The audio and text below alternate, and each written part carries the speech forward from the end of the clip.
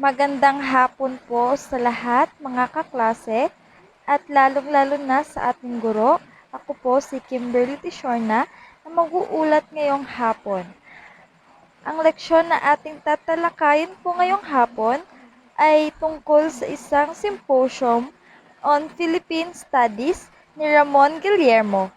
Ito ay pinamamagatang Toward a Filipino Language, Philippine Studies Project.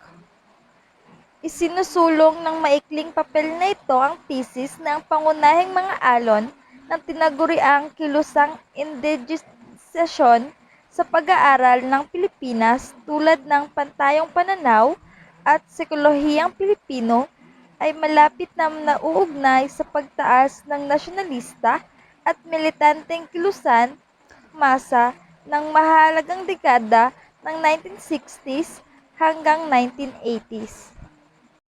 Nakapaloob dito sa isang sulat na The Militant Psychologia Gave Birth in Nationalist Trend Philippine to Filipino founded two upheavals of studies by the most established of namely historian the important 1960s by the Zeus the Mark Indigenization Pantayong Psychologist A. Salazar, the era that gave birth of two of the most important indigenization tendencies in the Philippine studies, namely the Pantayong Pananaw trend founded by the historian Zeus A. Salazar, and Psikologiyang Pilipino established by the psychologist Virgilio Enriquez.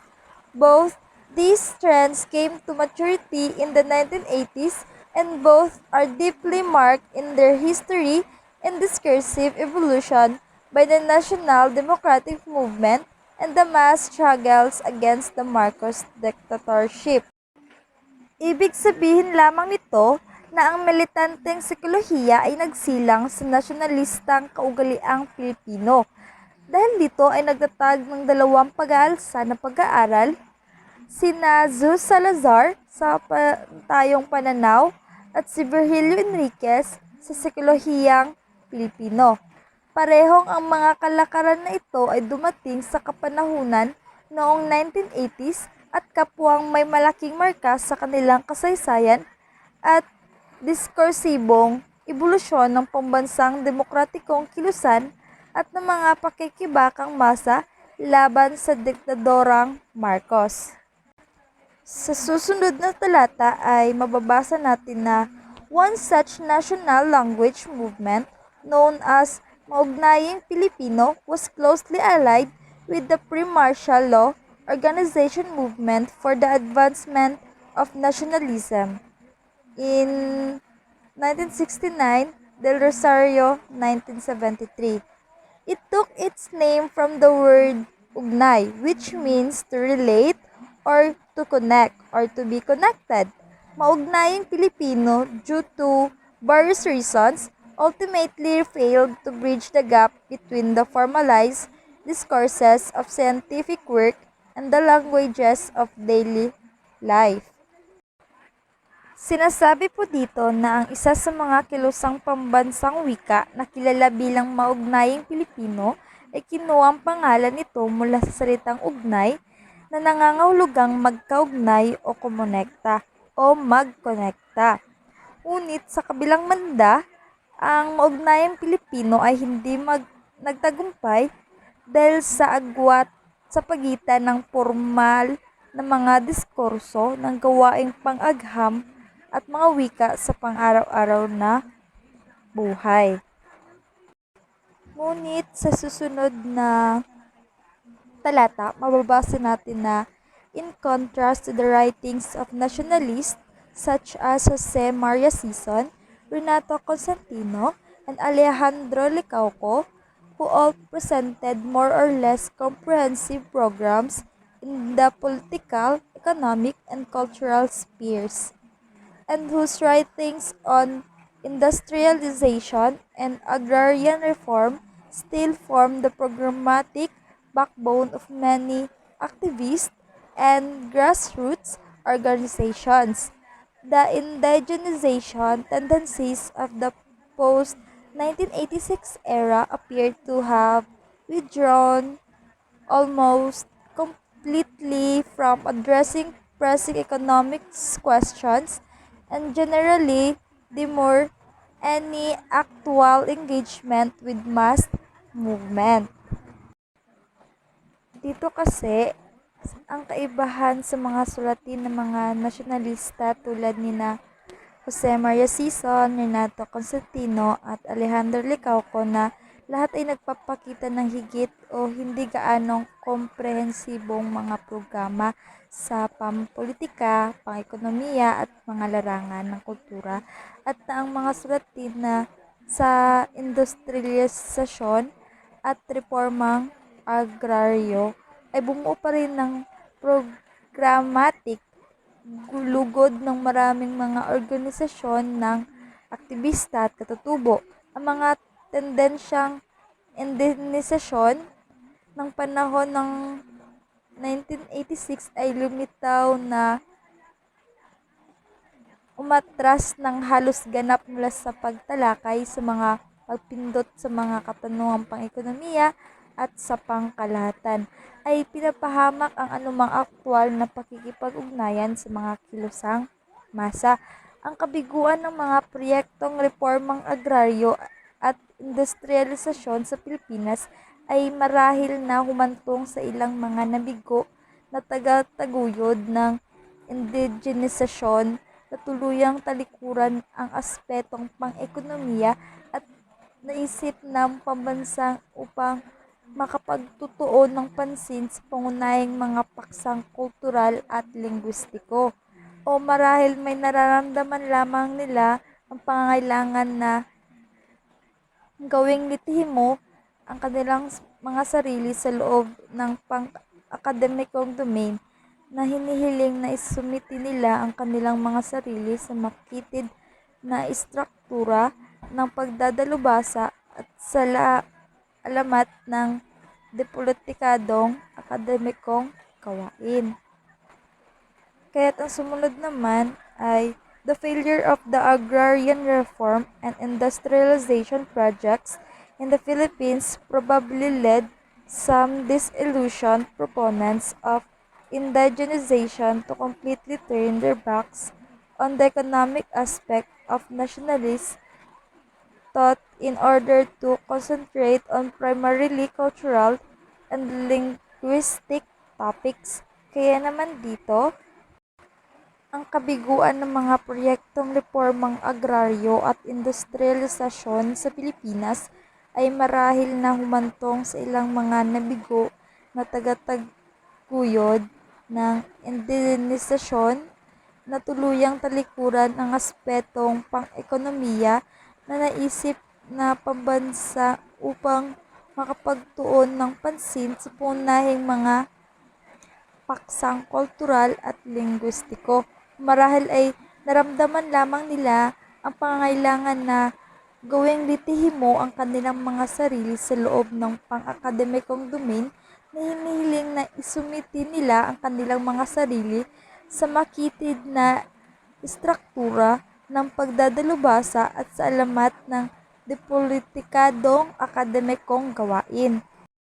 Dumako naman tayo sa the disavowal of the economy, the turn away from the economy toward an almost exclusive concern with cultural and linguistic matters, and the inordinate focus on the rise of charismatic leaders in the political sphere dramatize the distance of the indigenizing tendencies in the Philippine studies from the social movements that initially gave them their impetus in the radical 1960s. This curious narrowness of perspective allowed these approaches to ignore issues to poverty and exploitation that are from within their frameworks, probably considered to be ephemeral phenomena.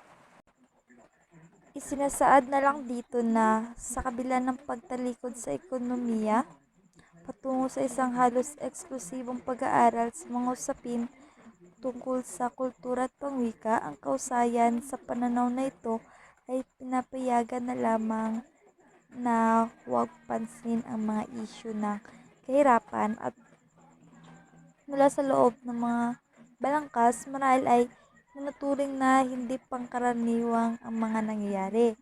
Sa pamamagitan ng pagtalikod sa aktwal na umiiral ng mga kilusang panlipunan at pagtatangka na ibase ang kanilang sarili halos eksklusibo sa loob ng mga pang-akademiko formal na edukasyon.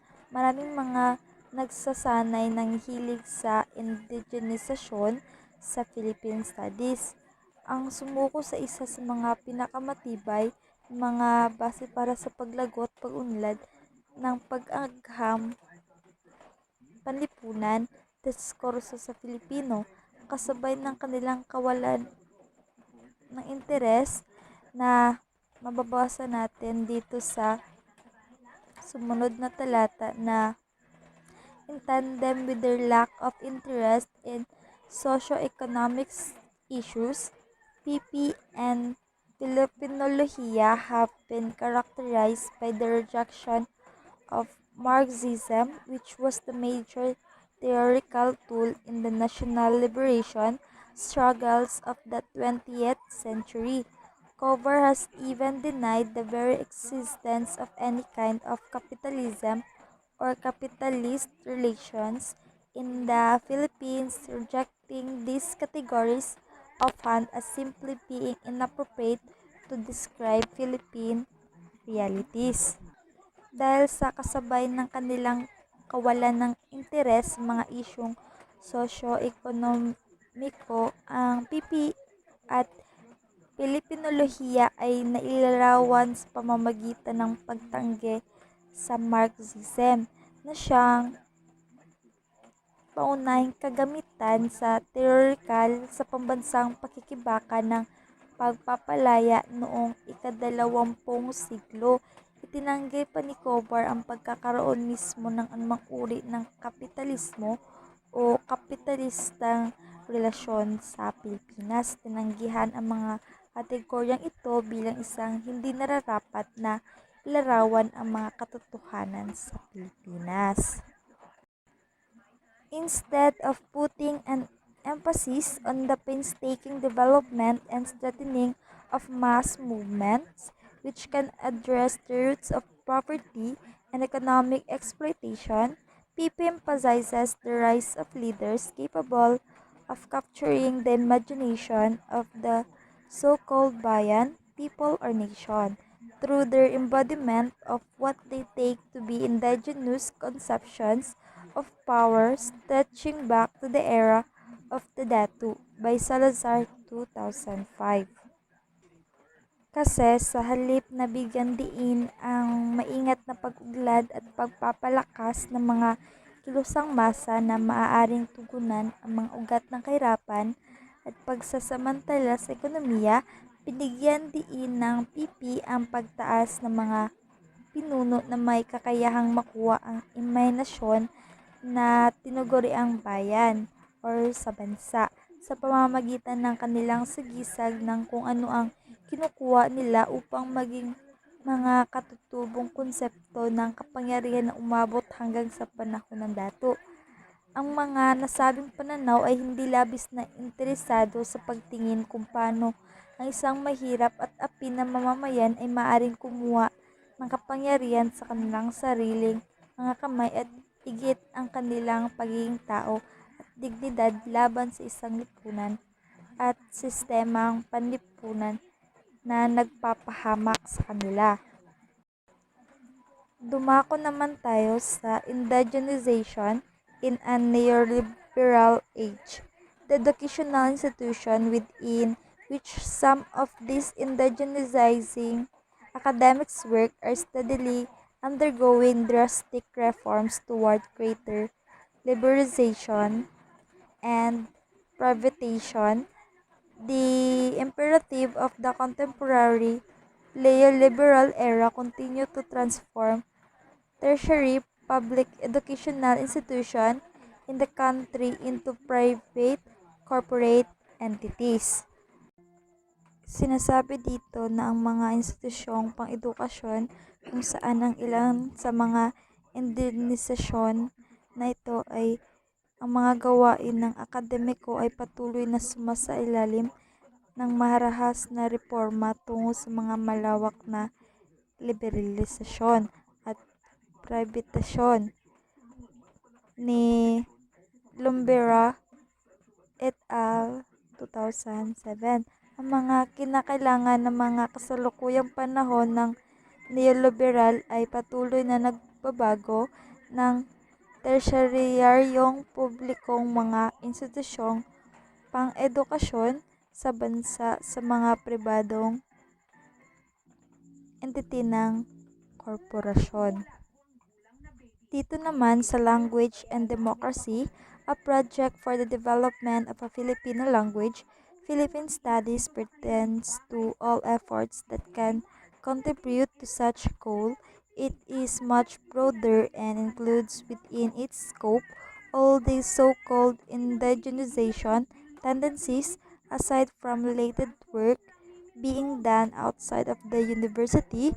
It should not at all be opposed or placed in contradiction to the use of the other Philippine languages in the social sciences and humanities. Dito kasi ang isang proyekto para sa pagpapaunlad ng isang Pilipinong pag-aaral sa Pilipinas na tumutukoy sa lahat ng pagsisikap na maaaring magbigay ng kontribusyon sa gayong layunin. Ito ay mas malawak at nagsasama sa loob ng saklaw nito ang lahat ng tinaguriang mga tendensyang indigenisasyon, bukod sa kaugnay ng gawaing ginagawa sa labas ng mga diversidad. Hindi man ito dapat kalabanin o ilagay sa kontradiksyon sa paggamit ng iba pang mga wika sa Pilipinas, mga agham, panlipunan, at humanidadidad. Ang mga nag-aakusa sa Filipino na nakakagulat sa pag-unlad ng iba pang mga wika sa Pilipinas at sinisira ang pagkakaiba-iba ng wika ay obligadong gumana ng seryoso upang madagdagan ang produksyon sa kanilang sariling mga wika at magsikap na makakuha ng mas malawak na pambansang madla. Ang sinumang wikang Pilipino na may kakayahang hamunin ang linguistic hegemony ng Ingles ay isang pambansang saklaw ay nararapat na katapatan ng lahat ng mga progresibong intelektuwal na Pilipino.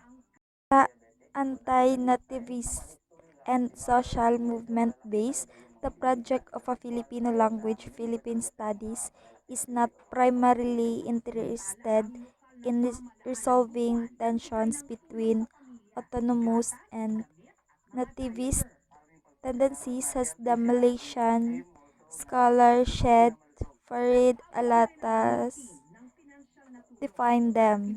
According to him, a nativist social science is characterized by the following traits. Its propositions are mere negations of Orientalist assertions. It represents the total or near total rejection of ideas based solely on their foreign provenance. Its propositions on indigenous culture and society gloss over eternal diversities and contradictions. So, kaya dito ang proyekto ng isang Pilipinong pag-aaral sa Pilipinas na may wikang Filipino ay hindi pangunahing interes sa paglutas ng tensyon sa pagitan ng autonomous at nativist na mga ugali, tulad ng pagbibigay kahulugan sa kanila ng scholar ng Malaysia na si Syed Farid Alatas. Ayon sa kanya kasi, ang isang nativist na agham panlipunan ay nailarawan sa pamamagitan ng mga sumusunod na ugali.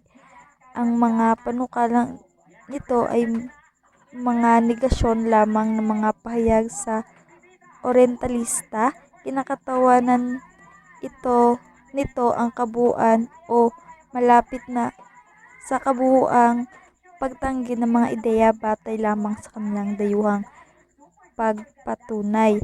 Mga panukala nito sa katutubong kultura at lipunan sa panloob ng mga pagkakaiba-iba at mga kontradiksyon. Sa kaibahan, isang autonomous na aghang panlipunan kung saan nagwagi ang alatas, malaya na nagtataas ng mga problema, lumilikha ng konsepto at malikhaing naglalapat ng mga pamaraan na hindi pinapahalaan ng ibang tradisyon. Bagaman napapansin na ng mga tendensyang nativist dahil sa kanilang katuparan ng ilang mga malalim na pang-emosyonal na pangangailangan ay hindi basta-basta mawawala ang tiyak na tagumpay sa isang pansariling pagkahilig sa nativist ay magiging isang mahusay na pagsulong. Iyon lamang po at marami pong salamat.